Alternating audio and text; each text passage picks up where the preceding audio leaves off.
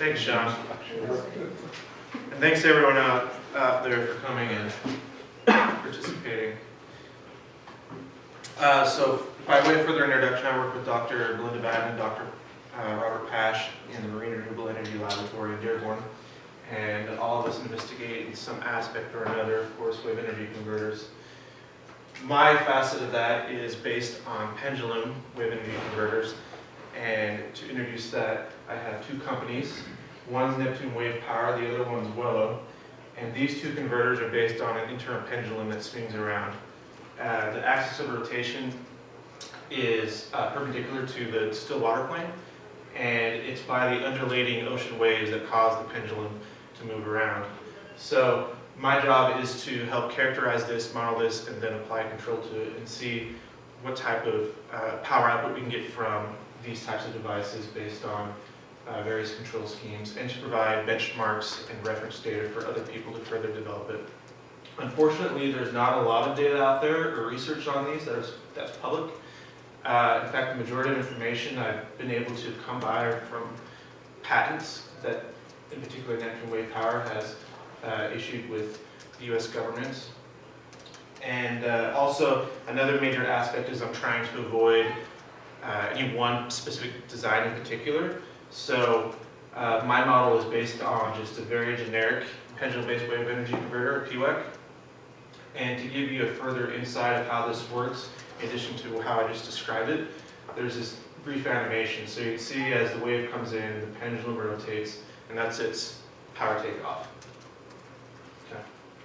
So the motivation for the research is investigate this generic PWEC, and then to characterize possible control strategies for it, and to also establish representative PWEC benchmarks for which one can further develop and design and then validate. So the questions that relate to the purpose of my research are, do these active controls augment net power output? And if so, by how much? And is there one type of control strategy that's more efficacious than another? Furthermore, what are the effects of limited wave knowledge on the various control strategies?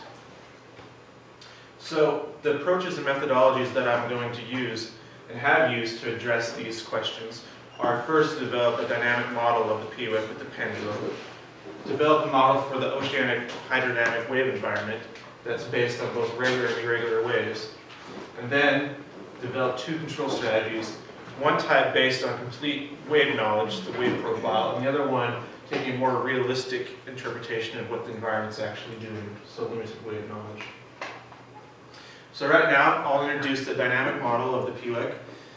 And this is a pretty busy slide, but what I really hope that you get from this is that I've constrained the dynamics of the PWEC to move up and down and heave and pitch. These next two slides help characterize the dynamics that I just showed. And the first one is how the natural frequency of the pendulum rotates as the pitch of the PWEC changes. And this makes perfect sense. As the pitch increases, the frequency increases, because the pendulum is more inclined to spin. It's affected more by gravity, or the moment caused by gravity is increased as it's tilted upwards. The next slide is also very busy, but what I really hope that you get out of this is that the process is very chaotic.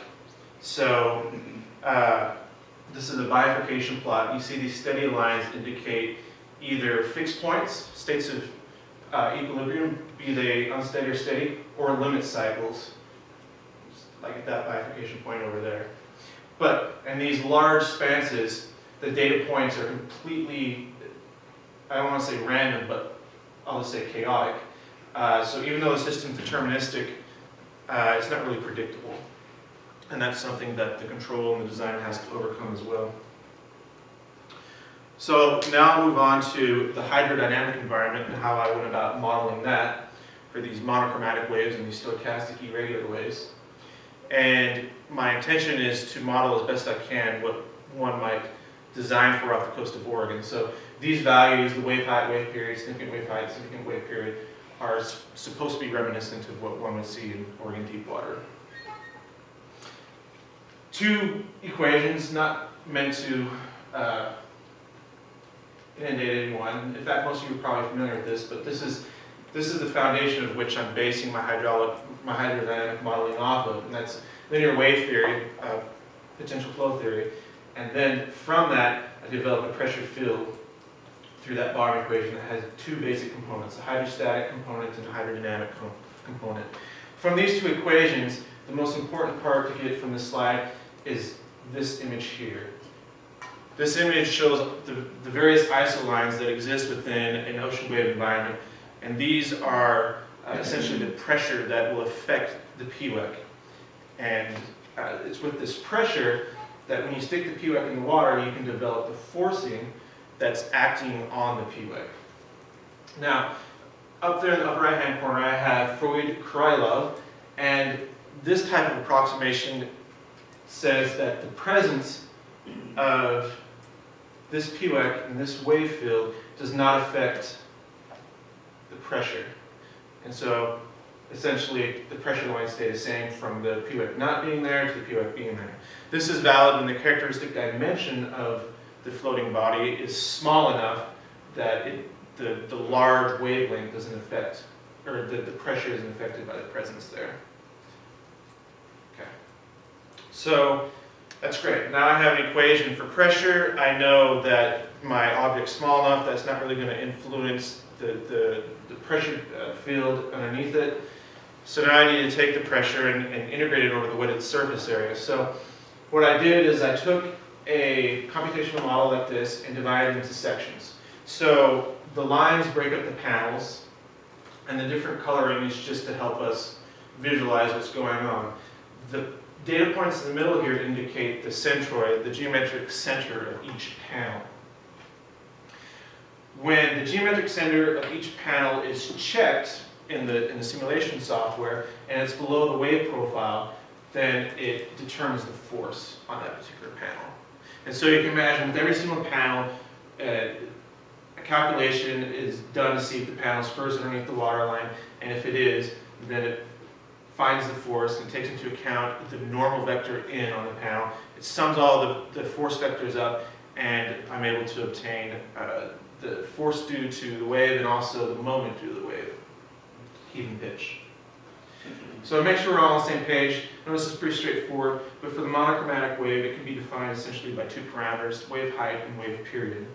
For the irregular stochastic wave, we have a wave spectrum that we pull the various random wave that are regular waves off of it, sum them together and get the time domain model of the irregular wave. And I'll be using both this wave and that wave for my research. Okay, so now we're moved on to development of the two types of control. The first type of control, like what I mentioned before, is based on complete wave knowledge. And both controllers, I should mention, use Quadratic Regulator. But the difference between this top one and the bottom one is that the bottom one makes an approximation of limited knowledge of the wave. And it does so using an artificial neural net, which I'll talk a little bit more here in a second. So, at this point, I'll take a breath and say, okay, we have a model of the PWEC, the pendulum, how it interfaces with the wave environment. But then it behooves me to ask, in what way can I apply control that will be efficacious, that will produce more power, that will make the device more efficient? And the methodology I came up with was very empirical. It was based on knowledge and experimentation and observation. And this next slide will help, hopefully, you guys visual it too. If not, the subsequent slide should help even further. But the objective of control is to essentially put the pendulum, which is this light blue or red color here, when it's at when the pendulum-based wave energy curve is at a peak, I desire to have the pendulum at the uppermost point. The reason for that is that I'm maximizing potential energy. And the idea is that we maximize the potential energy there, and that potential energy can only go into kinetic energy as it spins. And it's through that kinetic energy that the generator can produce electricity. And then we also want the pendulum at the trough to be down here, because as the next wave comes in, it'll tilt the PWEC forward, and again, it'll put the pendulum from a low state of potential energy to a high state of potential energy, and it has this entire wave phase here to make the spin, to go 180 degrees. And then so on and so forth. So here's a quick animation to represent what I just said. Hopefully it will clear any doubt. Pendulum starts at the top, spins down, hits the trough, flip back up again, spins back around. So as the title of the slide indicates, the idea is to have the pendulum work harmoniously with the wave environment, that it reaches some resonant state, that the control algorithm is not fighting the wave, but rather it's helping the pendulum out within the wave. And the classic example of this is someone pushing their friend on a swing. You don't want to push them up as they're coming down, you want to push them down just as they're going down. It's the same concept here. So with this, I have developed a control strategy based on these observations. And to implement that control, I have this, what's called a linear quadratic regulator, and I'll guide you through what happens with the control algorithm. First, the control algorithm gathers current information from both the pendulum, PWEC, and the ocean environment. It also makes predictions about the future. So it makes predictions of what the dynamics will be one step in time forward, and also with respect to the ocean wave environment, makes a similar prediction. Then the control moment is calculated, and the control moment is how control is effectuated is by torquing the pendulum through the generator. So the generator itself can essentially push the pendulum forward, or it can brake it. You can pull it back, so it's feedback control through the generator. Once that's calculated, the control is effectuated, and then it starts anew. The information is being gathered, predictions are made, control moment's calculated, then it's put forward. Awesome. So for the limited wave knowledge, I'm assuming that I have these data acquisition buoys around the PWEC. And this side it indicates in front of, but it could easily be around. And essentially these data acquisition buoys are the inputs for an artificial neural network. The artificial neural network then approximates this wave profile, and then control is implemented that way. So the difference here is that before, I assume complete knowledge. I feed in the wave profile into the controller. With this, the wave profile is approximated by an artificial neural net, which is a glorified function approximator. So here are some various ideas on how one can gather data. This was introduced to me by Dr. Haller. Apparently it's very accurate, and the paper I read on it's very interesting. But this just goes to show you that there are ways to gather information that are very fast and very effective for the artificial neural net. Okay, so here's the outcome of no control on the pendulum-based wave energy converter in a regular wave. And what you see in this particular slide is that when this goes up, it's rotating clockwise. When it's going down, counterclockwise. So you can see it's clockwise, counterclockwise, clockwise, counterclockwise. And it goes up like that. Also notice that it follows the wave pretty good, which is to be expected. It's how it was designed. And that its angular velocity is also in around zero. So essentially the pendulum is going back and forth and around, as what you can see here. When you apply control with that scheme I introduced to you earlier, trying to get the pendulum in resonance with the ocean wave, the function that the controller is actually tracking is this right here. And by doing that and causing resonance with the wave, you notice that the velocity stays essentially constant. So there's no zero.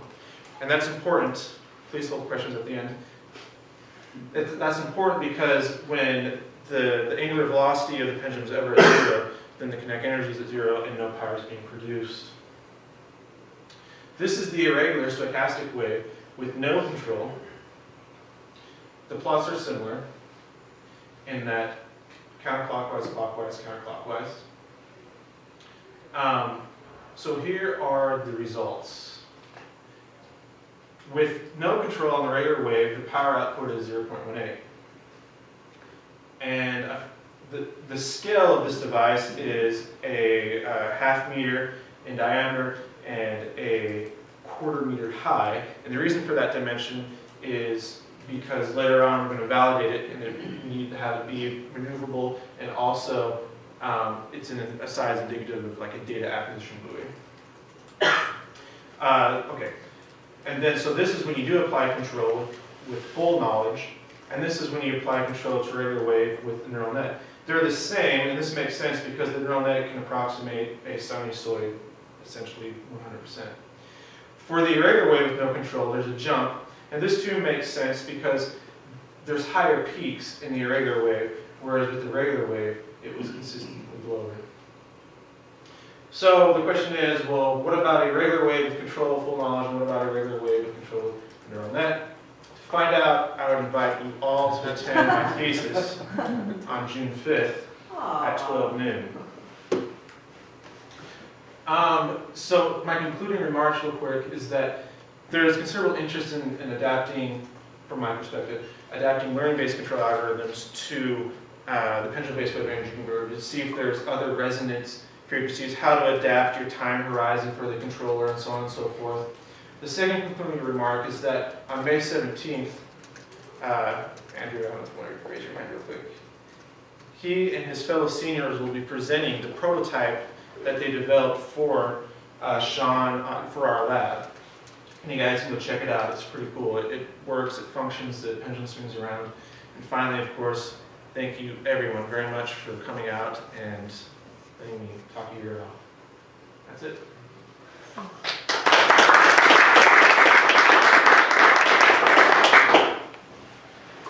Dave. You answered my question a few minutes later. I was asking about the scale of the buoy. Yeah, I realized I quickly went over. But related to that, what is the rough order of magnitude pitch angle of the buoy in these, say, the irregular seas? In irregular seas, I've noticed that the match pitch angle, it can be from like 2 to 5 degrees off level, so it has a swing of about 10. Mm-hmm. And so you said this was a ½ meter diameter? Yes. And you're talking about length scales of the waves on the order of like 150 meters or so. Okay, so this is full scale environment. So yeah, I'm testing in a full scale environment. I'm treating it as if it was a data acquisition buoy out in the ocean that's powering itself and feeding information back, and so, not as like a commercial sized device. So what is a bigger contributor to the pitch angle? Is it the motion of the pendulum, basically pitching the buoy over, or is it the hydrodynamic forcing? I'll answer that with it depends. If the pendulum's not moving very much and its weight is greater than, if the mass of the water displaced by the hull of the PWAC is less than 5 times the mass of the pendulum thereabouts, it seems to be that the mass of the pendulum dominates the pitch, especially when the pendulum's not moving very much. When the pendulum's moving at a consistent rate, then what you see is that it doesn't pitch as much, and that the contributing factor to that is probably 2 things.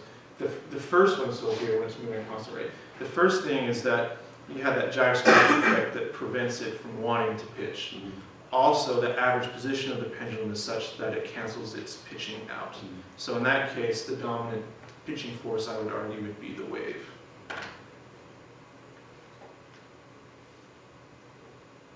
And so then how does that change your bifurcation plot? If the hydrodynamic forcing isn't dominating the pitch angle, then the bifurcation really doesn't change much, right? Right. So in this particular plot here, the x-axis indicates the amplitude of control. But as you're suggesting, if you're in a constant monochromatic environment and the forces acting on the device are constant, then what could be that you could be right there. And in that case, you know that you're at a state that's not chaotic.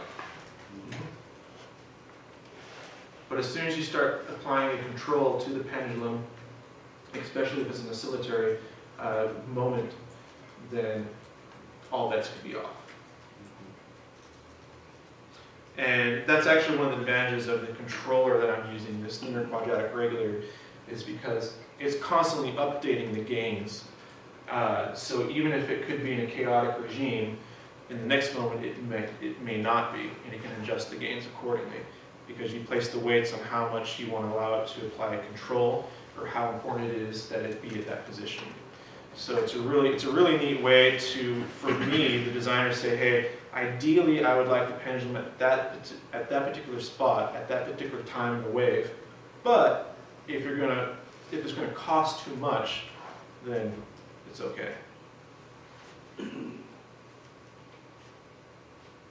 Yes. Something I would be interested in, and this is, I know it's a model, but in the future you'll have a power cable, and the power cable can't be twisted, and the device may want to spin around and twist. So you have to moor it, somehow constrain that model in some direction, and how those loads might affect your model.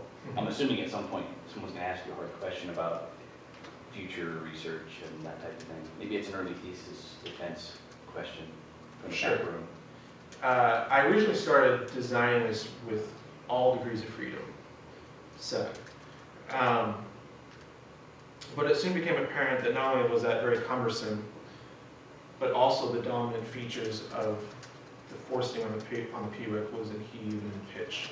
You can make an argument for roll, but ultimately it was the heave and pitch that dominated. So, but just the pendulum spinning, the system's pretty stable. Once you try applying a moment, then you get those centrifugal or centrifugal, I get those two mixed up, effects that causes the entire thing to move back and forth. So the only argument I have to deal with that is that either the mooring system is such that it's constrained enough that you don't see these large horrendous movements due to control, or the device itself is designed in such a way similar to, say, the wet NZ, where we have like 2 pylons, and then the entire device is mounted between these pylons, and it's allowed to pitch within and heave up and down. And I would probably actually pursue something similar to that if I wanted to validate a specific design where I'm constraining it to heave and pitch. When you were looking at the 7 degrees of freedom, you said that the pitch and heave, pitch and heave was the dominant forcing. Was horizontal forces and restoring forces from moorings a significant effect, or did you not model any moorings at that time? I only modeled moorings at a cursory level, and I did that within Aqua. And so the only comment I have to that is Aqua outputted the forcing on the cables, and it was within the design spec that the cables wouldn't break. Mm-hmm. I can't comment any further than that. Okay. They were essentially left out. I have a question. I missed it at the beginning of the presentation, but how is your pendulum mounted inside? I mean, is it flat? So if you put this thing on the ground, is the pendulum mounted flat or at an angle? It's flat.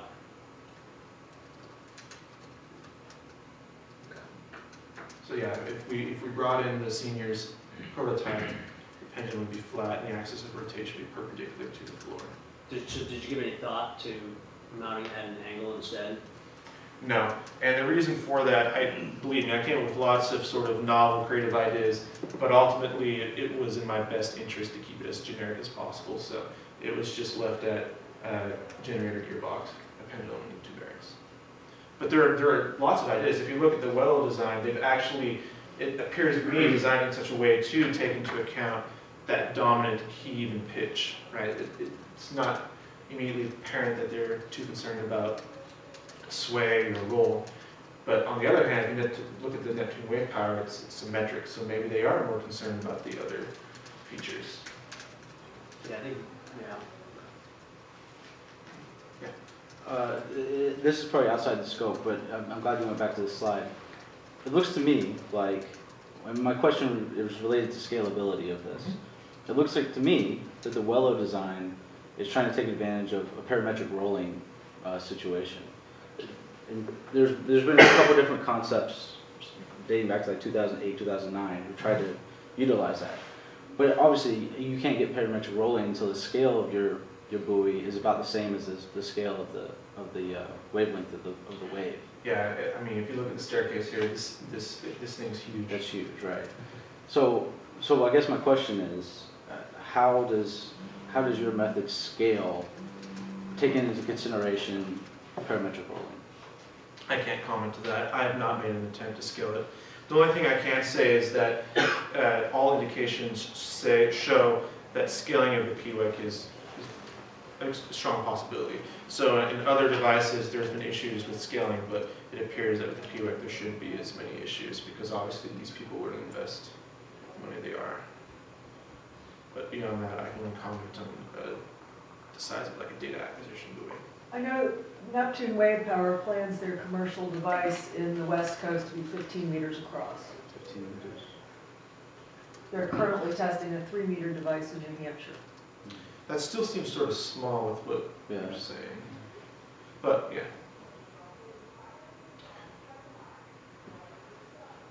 I guess to tag on to that comment, there's an interesting dissertation from a graduate student out of Michigan who investigated a similar type of device as what I'm investigating, and he was doing it for the Navy. They wanted some sort of remote ability to provide power to the buoys. So they weren't necessarily interested in these gigantic devices for commercial power, but to power sensors or security nets, whatever they need. I think my time is essentially up. Sure. For the